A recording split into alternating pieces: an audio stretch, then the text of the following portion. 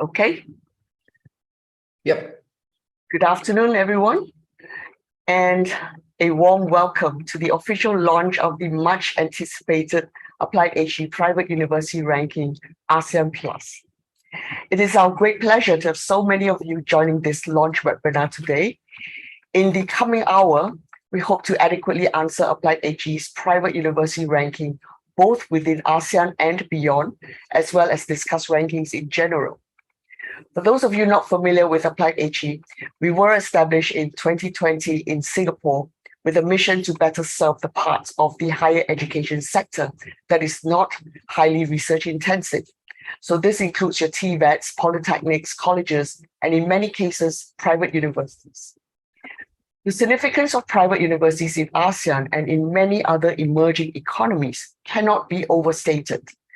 These are the vital academic institutions that are highly innovative, which in turn results in higher success rates in securing the best possible graduate employment. In addition, this ups the game in terms of standards and rigor by partnering more willingly with international universities.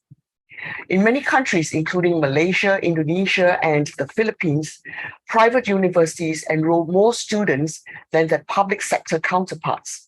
And the sector has thus played a pivotal role in increasing access to higher education. In some cases, private higher education has become a service export industry. Last year, our inaugural AppliedHE private university ranking was based solely on ASEAN. But due to greater interest from outside the region, this year, 2023, we decided to expand our geographic scope.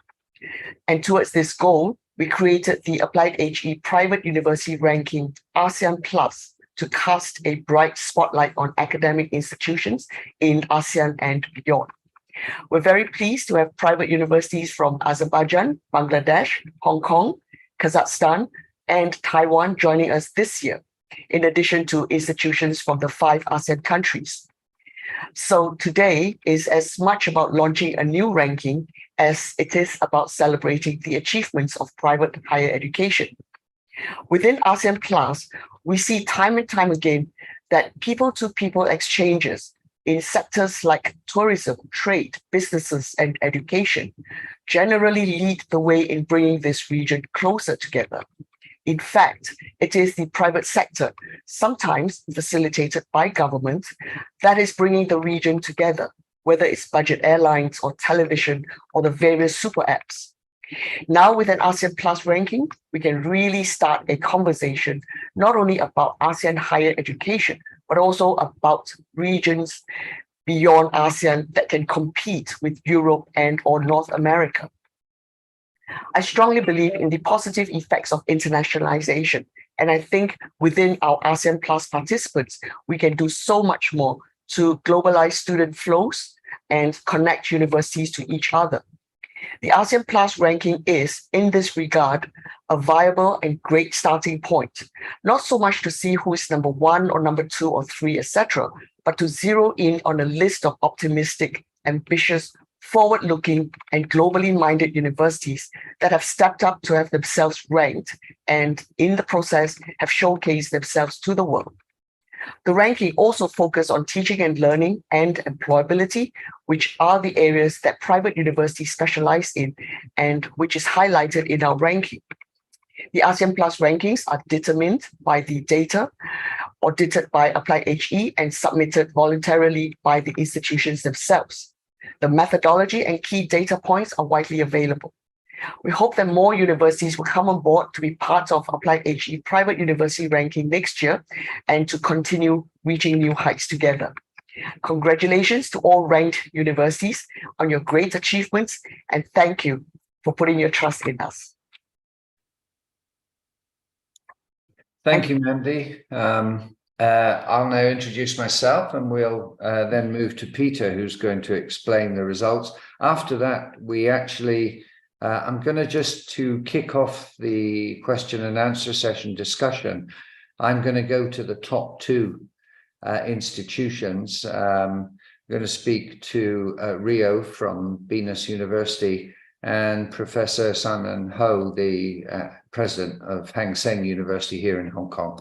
My name's Kevin Downing. I'm Secretary to Council at City University of Hong Kong and Director of the Institutional Research Office. I'm also Chair of the AppliedHE Rankings Advisory Board.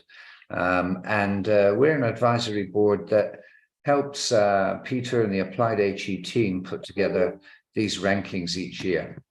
We're the first Asian private university rankings agency, and we welcome comments, questions, and so on from you so that we can continually improve the offering, perhaps after Peter's done his explanation. Before we move to that, let me just introduce two Rankings Advisory Board members. We have, well, perhaps they can introduce themselves, better still. Let's begin with my colleague of many years, but now back in the UK, Winnie Ely. Winnie, could you just introduce yourself?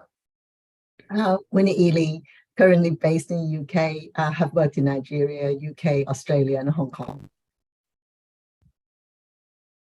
Thanks, Winnie. And Richard, perhaps you could do the same? Okay, Richard Holmes. I've worked in higher education for a long time in the United States, Nigeria, Malaysia, currently working in the UK as a private writer, researcher, and consultant on university rankings. Great, thank you very much. So without further ado, welcome to all our attendees. I'm glad to see so many people here and look forward to getting some interesting and challenging questions and comments from you in the Q&A session. Before we kick that off, as I say, when Peter's finished, I'm going to go to Professor Simon Ho from Hang Seng University of Hong Kong, which actually came into the rankings in place number 2, which is quite an achievement, and to Venus University to Rio in due course. So, Peter, perhaps you'd like to take us through the results. Yes, it's my pleasure. Yeah, so welcome again, everybody, to the official ranking launch of the AppliedHE Private University Ranking ASEAN Plus. So expanded this year by several universities from outside of the ASEAN region. I'll briefly talk about AppliedHE and rankings, the rationale for having a private university ranking. I'll then quickly discuss the ranking methodology, so you've got an idea about how we put it all together, the data sources and procedures, and then specifically I'd like to touch on our data transparency and data sharing policy, which is an area where I think we're leading the sector. And then also the ranking results, of course, of the ASEAN Plus Top 10, also for the Asia Pacific region, and also the different sub-rankings, and then some closing comments. Now, starting off with AppliedHE and rankings. Now, AppliedHE was founded in 2020 by veterans from the QS Asia office in Singapore. So we do know a thing or two about rankings after all of these years. We've also launched the AppliedHE Rankometer in 2021. That was our first official ranking from AppliedHE, and that's been brought out again in 2022, along with the private university ranking ASEAN. We also produce a range of higher education ratings, including English ready, online ready, and job ready, which measure many things that rankings cannot measure. Because, yeah, you're always very limited in what you can include in a ranking. So this is the Ranking Advisory Board. Of course, you've already met Kevin, Winnie, and Richard, but there are several other members who we're displaying here. As Kevin mentioned, they do provide advice and feedback. They do not influence the ranking, they just influence the methodology. And we basically aim for a diverse perspectives and lots of experience, and they're fully independent of AppliedHE. So we have no say over them. Yeah, so why did AppliedHE decide to go for a private university ranking ASEAN Plus? First of all, because we want to highlight the strength of private universities. So our ranking specifically focuses on the quality of teaching and learning and employability, and then also matters like research, community engagement, internationalization, and institutional reputation. And I cannot actually overstate that the quality of teaching and learning and also employability is very often a relatively small component of rankings. And we really try to turn that around, making it the main component of our ranking. And often if you talk to people outside of the higher education sector, they're quite surprised that it isn't the main component in many of the rankings. So we clearly think that this is very important. Another reason for having it, having this ranking, number one, of course, that the criteria match better. Number two is the increase in visibility. I mean, if you look at just the ASEAN region, which is our core region for this ranking, there's approximately 800 private universities, and most of those do not appear in international rankings. And of course, Asia Pacific has way more private universities than that. All of Asia has something like 16,000 universities. Many of those don't appear in any ranking. So this is a way to shine the spotlight on many other institutions that also offer a lot of excellence.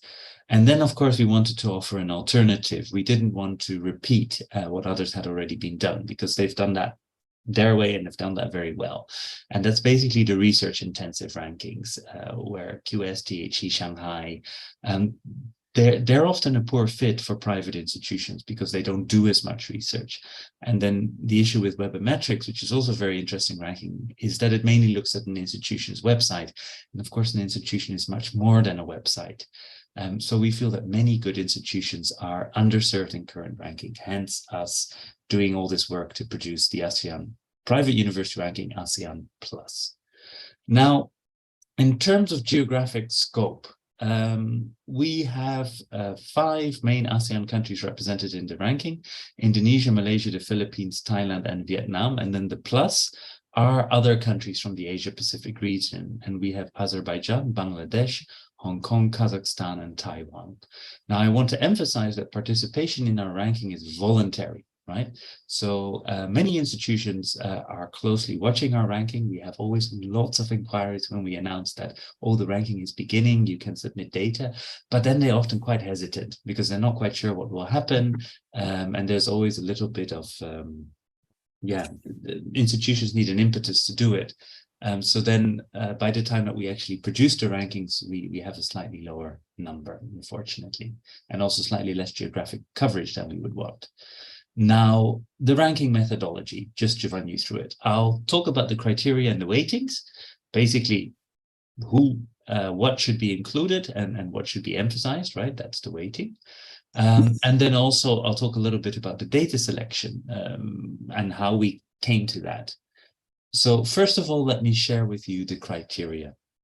So 40% of our ranking, as mentioned, is teaching and learning, 15% employability and 15% research, 10% community outreach, 10% internationalization, and 10% institutional reputation. So these are kind of the fundamental things that we look at, 6 different aspects of a university. Now, if you look at the weighting in terms of how it looks in the pie chart, you'll notice that, yes, teaching and learning, clearly the biggest component.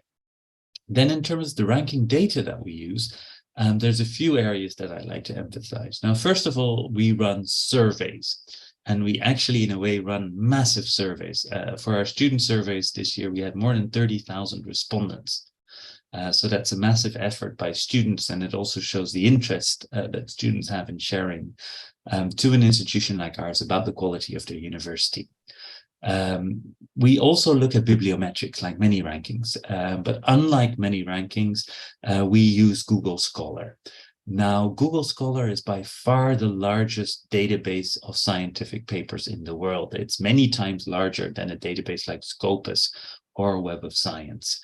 And we do that because we believe that a lot of research, which might not be as cutting edge or whatever you want to call it, a lot of research that is done at universities is not included in Scopus or Web of Science databases, but it is included in Google Scholar. So it's a much more inclusive database in that sense. And then we look at institutional data, where we either ask for documentary evidence, so universities upload that, and we also do an interval sampling audit. So for a number of universities, we double check the data that they submitted, if it makes sense and if it's the correct data. Now, if you look at our data, how it then incorporates into what we've into the ranking itself.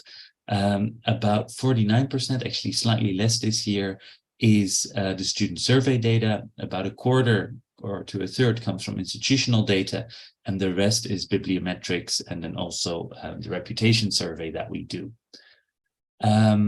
So just about the criteria indicators. So for teaching and learning, we've got a student satisfaction survey about teaching, facilities, and examinations.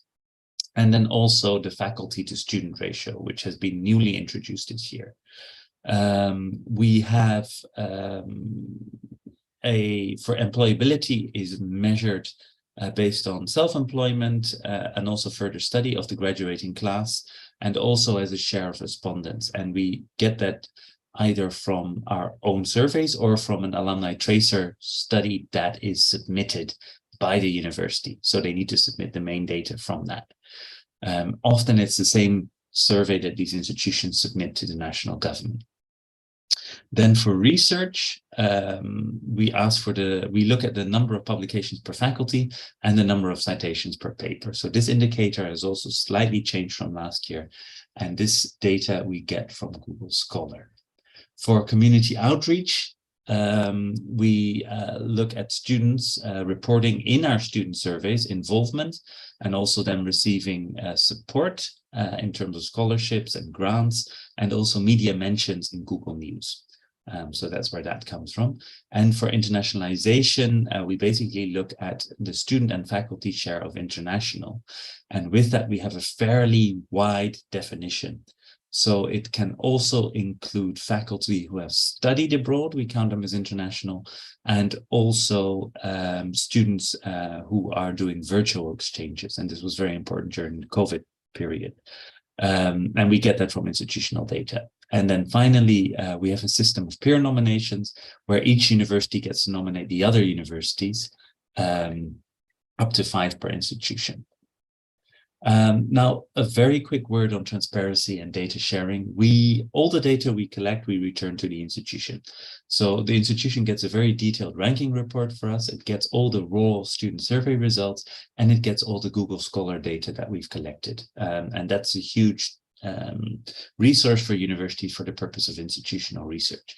We do this for 2 reasons. Number one, we think it's much more transparent and much more credible. And number 2, we think it adds value for the participating university, giving them this data about themselves without the need to hire, let's say, a consultant. So now on to what you've been waiting for, of course, the ranking results. Now, these are the final results that we've had. As you can see, we have a diversity of institutions. Number 1 is BINUS. Number 2 is the infrastructure for University of KL. And then we have another institution, Tarumanagara. And then 4, Universities Technocrat Indonesia. Number 5, the University of Santo Tomas. And then the other institutions coming in. Obviously also Hang Seng University of Hong Kong, mentioned by Kevin. Western Caspian University from Azerbaijan. So several of the top 10 universities this year have been taken by these new institutions coming from outside of ASEAN. So in that sense, the competition for the top 10 spots has very much increased. If we look at country by country, we have 7 universities from Indonesia in the total ranking. The top of the list, of course, Bina Nusantara, and then all the way at the bottom is Universitas Muhammadiyah Purwokerto, who have, I think, made quite an advance since last year, actually. So congratulations, I suppose, are in order. But yes, they're the 7th Indonesian institution in the ranking. Then from the Philippines, we have 6 universities, same as last year. We had the University of Santo Tomas on top. And then I would like to highlight for the 20th to 24th place that the difference is almost nothing. It's like maybe a 1/10 of a point of difference. So very, very small. And I think that goes for the entire ranking. Actually, the numbers are very, very close. And so the difference between, let's say, the 5th place or the 10th place is really very, very small. Then in Malaysia, we have 3 institutions participating this year. I believe they're all institutions that participated last year. And of course, IUKL, Infrastructure University of Kuala Lumpur, coming in 2nd. So very strong performance there. And then from Thailand and Vietnam, 3 universities. And then, of this group, Kirk University coming in first, and then followed by 2 colleagues from Vietnam. Now, if we look beyond ASEAN, these are the 5 institutions that I already mentioned. And of course, 3 of them came into the top 10, which is really strong. And then, of course, the 13th and 14th place are also by these institutions. And again, you can see that the difference is really, really small, which is Almaty Management University in Kazakhstan and Changchun Christian University in Taiwan. So coming in very strong and really increasing the competition here in the ASEAN region for this ranking. Now, looking at the sub-ranking results, and I think this is very nice as well, we see slightly different institutions in some cases. Heading the pack is Western Caspian University from Azerbaijan, and then Kirk University from Thailand, and several other names. Of course, this is the heaviest percentage in the ranking, so there's more overlap with the top 10, as you might expect. Then if we look at employability, number 1 is the Hang Seng University of Hong Kong, followed by Universitas Tarumanagara, and then Alma U in Kazakhstan. So also very impressive top list. And the research top 10, we see Universitas Technokrat Indonesia coming in with a very large margin, and then Doi Tan University, and then the Hang Seng University of Hong Kong. Now, commenting on Universitas Technokrat Indonesia, they have a very, or Indonesia in general has a very lively Indonesian language and domestic publication scene. And this really tends to help universities based in Indonesia, who you might otherwise not see as much. So that's a very interesting phenomenon. And I think in that case, Universitas Technokrat is very active in this local Indonesian research scene. Then for community engagement, we have a leading IUBAT, or I'm not quite sure how I should pronounce it in short. Anyway, the International University of Business, Agriculture and Technology in Bangladesh, again followed by Infrastructure University of KL, and then the Western Caspian University once more, and then many other universities as well, again Hang Seng and BINUS as well. And then for internationalization, Kirk University in Thailand, Segi University in Malaysia, and also another Malaysian university, Infrastructure University again, and going on like that. So many very internationally oriented universities in ASEAN. Then institutional reputation, the last sub-ranking, Bina Nusantara University and Doi Tan University actually tie. And then we go to Almaty Management University and then Changchun Christian University. And again, many tied institutions. What I think is interesting is that many of the institutions who came in from outside ASEAN apparently already have a reputation in ASEAN, and that's why they did pretty well in the institutional reputation sub-ranking. Then some closing comments. Yeah, we basically hope to raise the bar in terms of rankings by focusing on teaching and learning. We've included employability and community engagement as quite novel indicators. And we have a different approach to internationalization and institutional reputation. And of course, we offer data transparency. And we again hope that other rankers will follow that example. The rankings, they are ever expanding this year, mainly in geographic scope. So we thank the pioneers. And actually, we need to thank the 30,000 student respondents almost who responded to all of these surveys, which is really impressive. And we are thinking about, but this is an announcement that will come later, of including non-reporting institutions. So those are universities that are currently not submitting data, not doing our surveys. And the reason for that is to make the ranking more meaningful for students, also for the reporting institution and for other stakeholders, so that you can kind of see where these universities fit in. But the exact way in which we will do that, that is an announcement that will follow later. So I hope I've stayed more or less within the time, and I now hand back to Kevin. Thank you, Peter. I'm going to kick off the comment and discussion section by going to two very highly well-performing universities. One is a new entrant, first year, and that's the Hang Seng University of Hong Kong. But as you said earlier, very strong performance getting itself into the top 10. I would expect nothing else from what I know of Hang Seng University here in Hong Kong. I'm going to go and just ask a couple of questions to kick things off of their president since, I think, March 2014, Professor Simon Ho. Simon, I've given you permission to talk on the system. It's lovely that you can join us. Can I just begin by asking you a question, and then you can make some comments? What made you decide to, let's say, for Hang Seng University to participate this year? And also congratulations on such a good performance. Oh, thank you, Kevin. This is Simon Ho from the Hang Seng University of Hong Kong. So say hello to everyone on the internet. Now, Kevin, you asked a very good question. Actually, private university in Hong Kong is quite a new thing still, and many people, I would say, still have some stereotypes or misconception about private university, especially in a Commonwealth country for some time. So I left actually 3 major public institutions, and back in 2014, I think it's the best change for me before my retirement to really run a truly private, independent university. I think that's still my dream. I want to turn around. In fact, being a private university, we are not really having any kind of public indicator imposed on us. We have truly autonomy on our governance, and we can do a lot of things creative and really following our founders' dreams and missions. For example, you mentioned earlier, we really care about our students and really enjoying, teaching, learning, and residential life. I think we don't really compete on research purely on publication. I think we have some other, we believe we can supplement what other big public university are doing now in Hong Kong. I think we have a very unique agenda to pursue. So that will make the whole Hong Kong higher education system even more complete. And yes, students have a choice. I was very impressed, Simon. You were #1 for employability. Yes.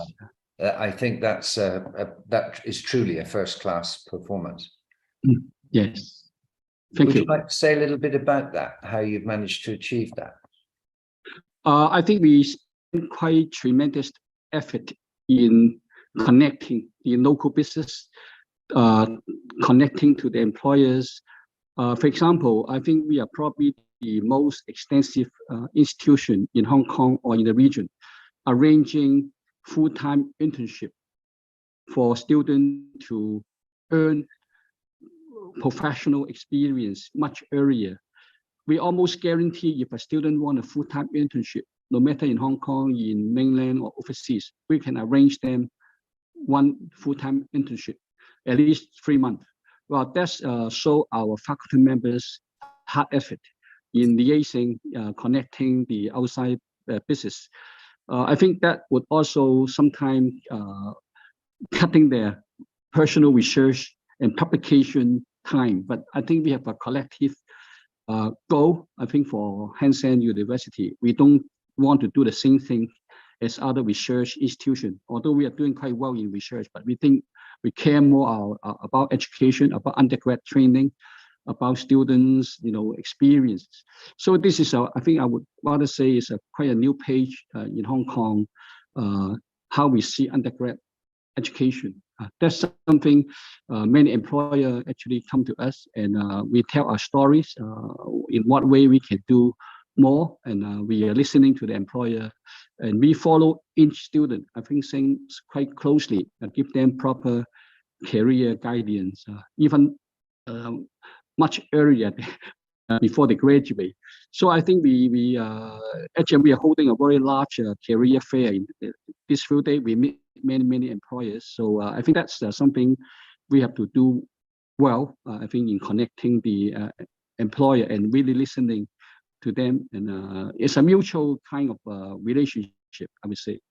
Yeah, Simon, thank you very much for all Thank you. those comments, and we're very Thank you. very welcome into this rankings. We're very glad to have you on board, and I expect even greater things from Hang Seng University next year. Thank you. Thank you very much. Yeah. Thank you. Thank you. I'm now going to go to our leader for 2 years. This must be the target for other universities now in this ranking. And I'm going to go to Rio Sutoyo. I'll let you talk shortly, Rio. I know Rio quite well. Just want to say what a wonderful achievement for Binu Santara in Jakarta in Indonesia to have achieved #1 spot 2 years running. So Rio, I've allowed you to talk. It'd be nice to see you as well, but perhaps you can, tell us what you've done to achieve that, what you see the highlights of being part of the AppliedHE private rankings have been for BINUS. Hi everyone. Hello Kevin. So our effort at Bina Nusantara University, also known as BINUS University, is in our, I believe, is in the international plan of our roadmap.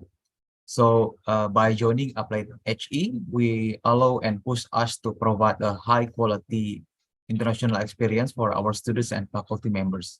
I think that's one of the reasons why our nomination got at the very high score, by maintaining a relationship with other partners and also providing high quality partnership by exchanging students and also faculty members.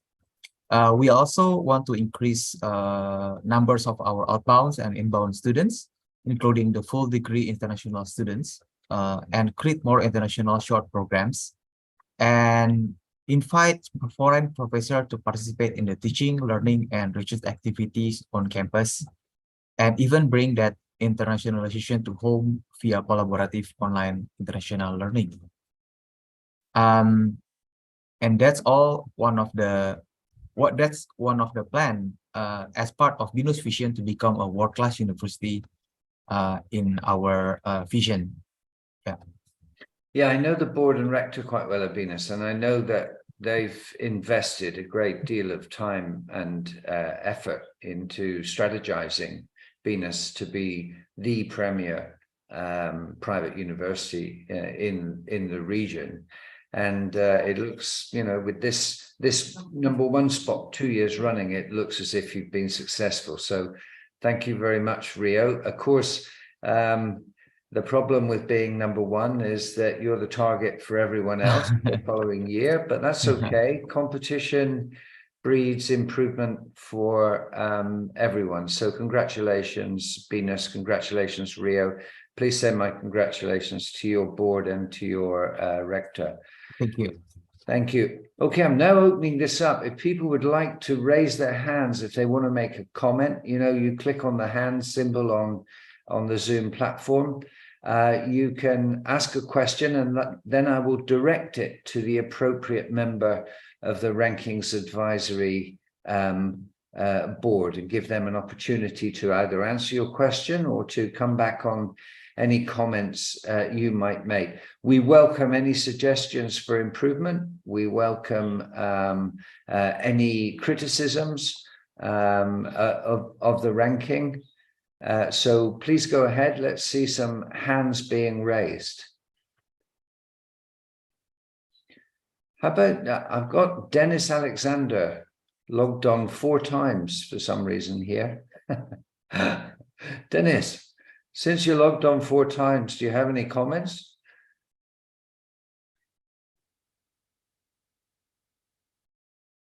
No, Dennis, no comments from Dennis. Okay. Anyone else like to make any comments? Ask any questions? How can you improve in a certain area? I would have thought some of you have responsibility for ranking submissions, and I would have thought it's your duty to ask questions that might help your university improve their position next year. So who's going to step up to the plate and ask the first question? Okay, while you're doing that, I'm going to go to Winnie Ely, a member of the Rankings Advisory Board, and just ask Winnie to explain why she thinks this private university ranking for ASEAN Plus is helpful for this region and for private universities in general. Winnie, perhaps you could enlighten us. Happy to do that, Kevin. I have seen the launch of ranking of 20 years ago. I won't tell you my age, but that's when I sat down with John O'Reilly together to talk about ranking back in the early 2000s.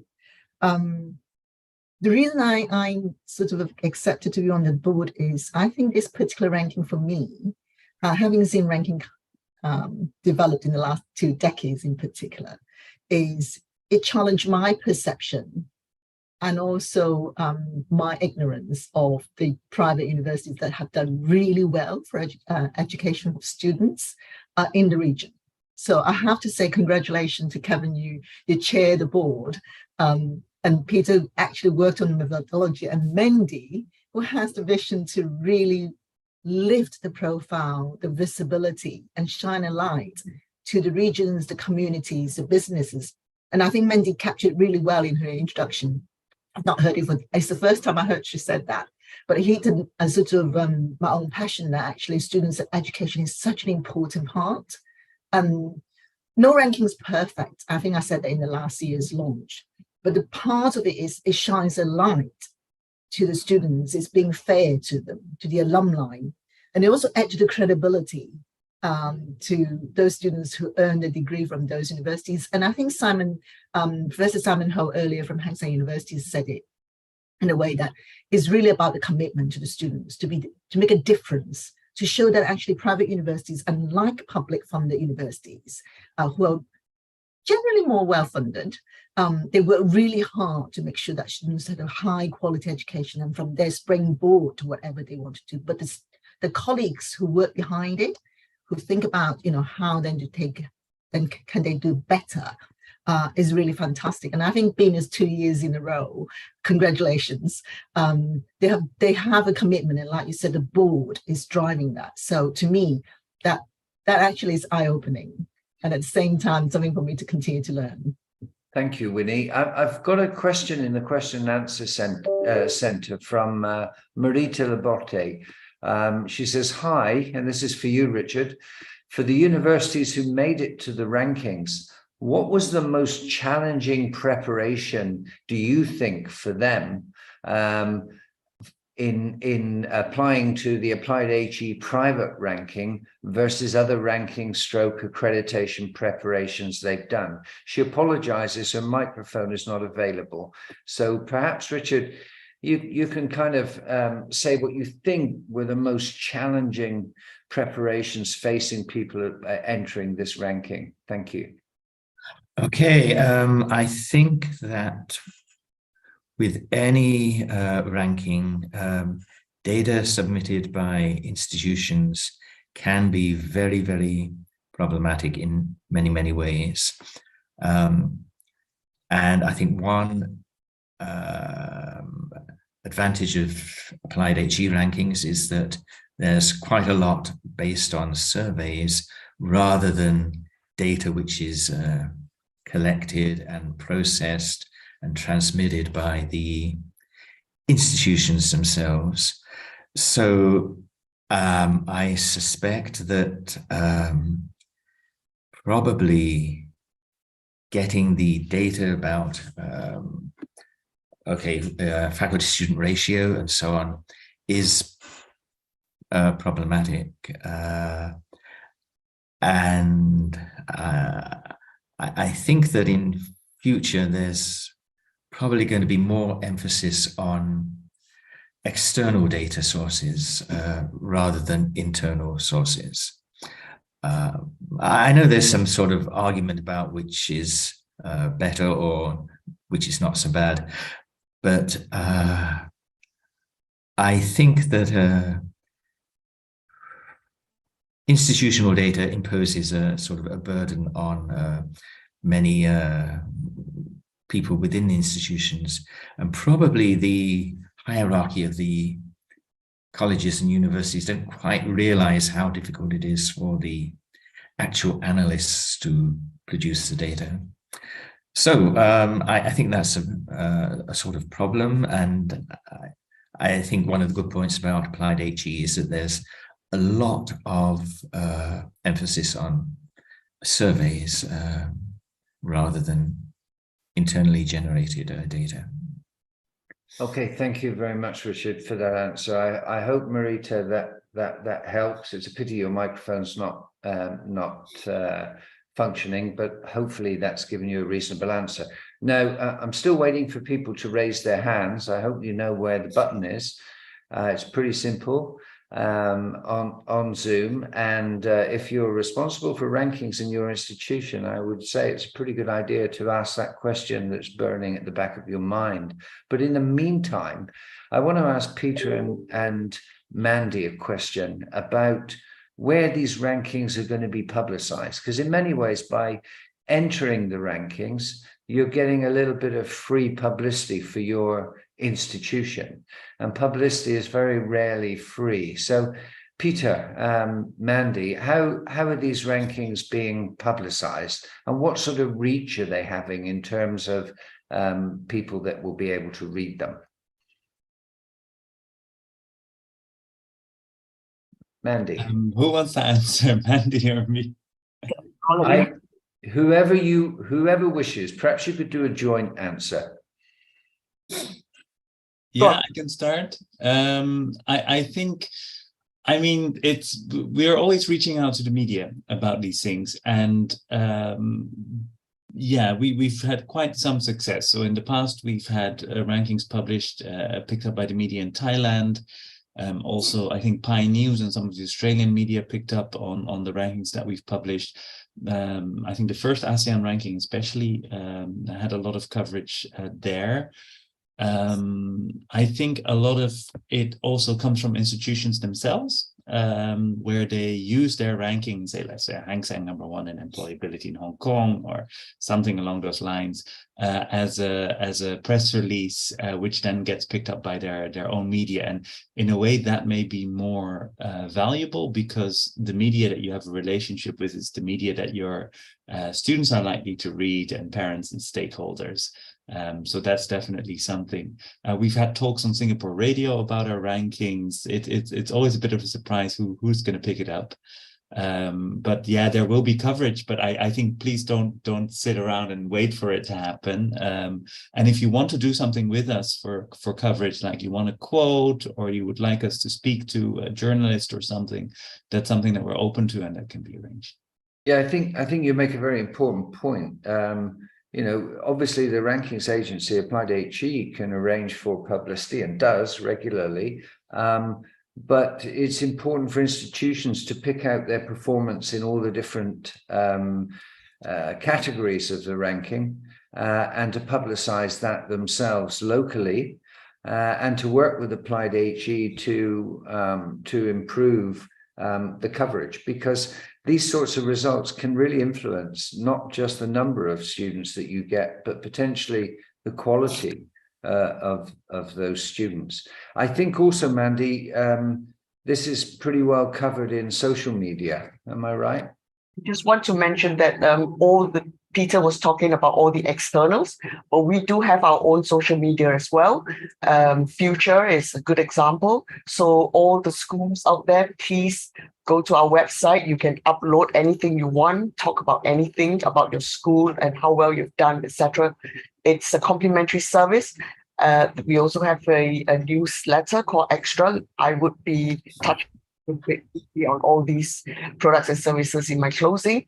But yeah, these are all tools that you can use to put your name out onto the global stage. And it's completely complimentary. So please do use it. Thank you. I think also the point I would like to make is those universities that are outside the top 10 overall, take a look at your scores in the various categories, because you may well find you're inside the top 10 for some of the categories. And you should use that as a flagship, a leader, if you like, in publicizing your performance to media in your particular area. Okay, so you're all very silent. I'm very unusual for academics to be silent in relation. No one's putting their hand up at the moment from a large number of people. So I hope you can all still hear us. So what I'm going to do, I'm going to ask for some closing comments from just a couple of minutes each from the Rankings Advisory Board members that are present today, Richard and Winnie, and then some closing comments from Peter before handing back to Mandy. You still have time while those comments are being made to raise a hand if you have a burning question. But by the time we get back to Mandy, then time is up. Okay, Richard, any closing comments that you're burning to make in relation to? Okay, well, I would say burning. Okay, I'd just like to say, okay, congratulations to the team. Okay, it's a very professional and well presented and well organized ranking in every way. I think it's got some very interesting and very helpful aspects. The use of Google rather than Scopus or Web of Science for research, which is much more inclusive and which gets to places where active research is being done but may not make it right away into the mainstream, the big two databases. I think the use of surveys is a helpful supplement in many ways, and I like the way that it's getting into things which are sort of pretty much neglected by many of the global rankings, community engagement, right? This is an important theme in sort of contemporary higher education, and it's something which is neglected, and it's something which AppliedHE is getting into. So I think, is that 3 points? I think those 3 points emphasize the, the validity and the usefulness of these rankings. Thank you. While you're speaking, Richard, some of our shy participants, one so shy they're an anonymous attendee, they've asked how to apply for university rankings, and also Maruf Chowdhury said wants to apply for university rankings, and Peter's replied and said, you just need to write to us, info@appliedhe.com, and we'll add you to our mailing list, and we'll send out a call for the next ranking via that mailing list. And Peter's given a similar answer, not just to the anonymous attendee, but also to Maruf Chowdhury. So thank you for those questions. Before I go to Winnie, Ghulam, I'm really pleased with you. Ghulam Jilani has raised a hand, so I'm going to allow Ghulam to talk now. Welcome, Ghulam. The floor is yours. You just need to unmute and we can hear you. Just say where you're from. Yes, I am from Pakistan. Thank you very much. It was really very informative session. I used to be a part of on such session earlier also, and I have already subscribed, and it is very knowledgeable, and really updates are being shared here on this forum. Secondly, about when I used to study at Karachi University long time back in the late 70s, people around many countries, their students, they used to get admitted in our universities, but over a period of time, it has become the reverse process, Now they don't come to Pakistan and they go to Singapore, Malaysia, and Indonesia. Contrary to that, earlier they used to come to. Number of factors are there because of the governor, first of all, and the HSC policies, and the government interference, and the government interest in it. But I would like to have any comment from the panel, what could we do in Pakistan to again regain our position, the position which are earlier used to enjoy. Thank you. Thank you. This one. That's a very good question. I'm actually going to put that to Winnie because we were going to go to Winnie next anyway. Winnie, Ghulam's asking, what can Pakistan do, private universities in Pakistan do to reverse the student drain away towards other countries, perhaps in ASEAN region? Reputation. I think this is where this particular ranking that I gradually grow into even more now after seeing Peter's data that more than 30,000 students joined the survey. Reputation is critical because traditionally and before this ranking, private universities' name are muted. Student voices are muted, but this particular ranking gives them a voice. And so I do have a call for action here for universities thinking about it, for leaders and administrators thinking about it. Do get in touch with Peter. I'm not doing a spiel for Peter or Mandy or Kevin, but there is, like Richard said, really robust thinking on the methodology there. And as I said earlier on, it takes time. But the consistency of it as it's improved will actually lift the visibility, give students a voice, give administrators and leaders of universities a voice, give colleagues in education academia a voice. So reputation is something that we can work on together for the region. Thank you, Winnie. I think that's a very sensible answer. Reputation is, of course, critical for all of us wherever we are. And I should let you all know, and you particularly, Ghulam, that Winnie should know she's held senior academic and administrative posts in Australia, Hong Kong. She worked previously for the British Council promoting higher education around the world.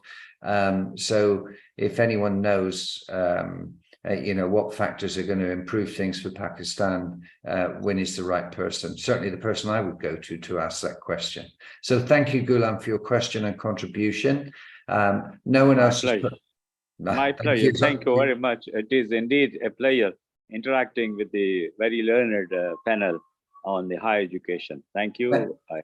Thank you very much, Ghulam. I'm just going to go now because we're running short of time, Peter, and you've had you've had an opportunity, you've gone through the methodology. I'm going to go back to Mandy, and Mandy is going to just say a few words before I close the session. Mandy.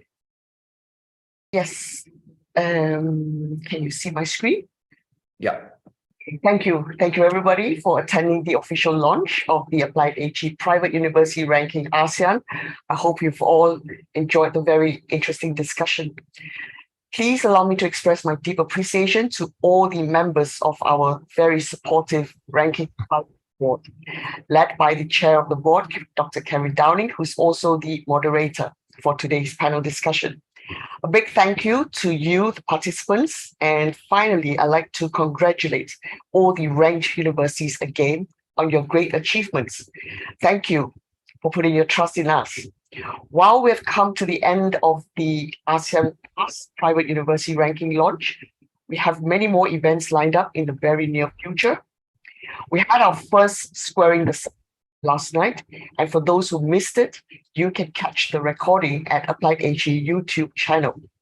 Alternating with Squaring the Circle debate is the fireside chat, and the first fireside chat for this year is scheduled on the 19th of April at 8 p.m.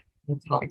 And the topic is, should universities be rated for its internationalization? If so, how best to do it? As it is still a while away, we will be sending emailers to remind you nearer the date. The next Squaring the Circle debate is on the 21st of June at 8 p.m. Singapore time. And the topic for this next debate is graduate employability should be the only standard by which higher education programs are judged. Again, we will be sending reminder emailers nearer the date, so please look out for it. I also like to introduce to you our first 4 apps under the AppliedHE umbrella. They are excellent tools for developing your branding strategies. We have Future. It's the first of its kind. I mentioned earlier on, it's an online networking platform created specifically for the higher education sector. And to serve your ever-growing alumni family, we have the Alumni Ready app. This is not just a CRM, but also an app that enables you to efficiently keep track, manage, and email your alumni from near and far of news and happenings of your institution, anytime, anywhere, all backed up with data in an all-in-one platform. We also have a news website called Extra Extra, now indexed by Google News. You can disseminate news and information about your university to your global peers and stakeholders. Well, these 3 sub-apps are ready and have been launched, and it is a complimentary service for you. So please do take advantage of them. The next sub-app still in the development stage is the mobility app. When this app is ready, it will be the perfect tool for your faculty, staff, and student mobility and exchange, be it on a national, regional, or international level. More sub-apps are coming up, and they're all related to higher education. Apps like universities, courses, student recruitment, summer schools, jobs, internships, scholarships, research, professional training, micro-credentials, lifelong learning, and a whole lot more. Our aim is to provide a reliable one-stop platform for all your higher education and beyond needs. We also have 3 evaluation tools, which also double up to meet your benchmarking and global branding needs. We have the all-round job ready rating to evaluate the quality of teaching and learning and employability of your graduates. This is the first rating that's organized around 22 employment clusters. So what this means is it can put a spotlight on every program that you have. The job ready is the silver bullet that meets your institution's quality assurance and branding needs. We also have an English ready rating to evaluate the quality of English language instruction in non-English speaking countries. It's also a great marketing tool for the recruitment of international students. And the online ready rating, which helps your institution benchmark and promote its online programs and courses. These tools can translate into affordable strategies for global branding and benchmarking of your institution.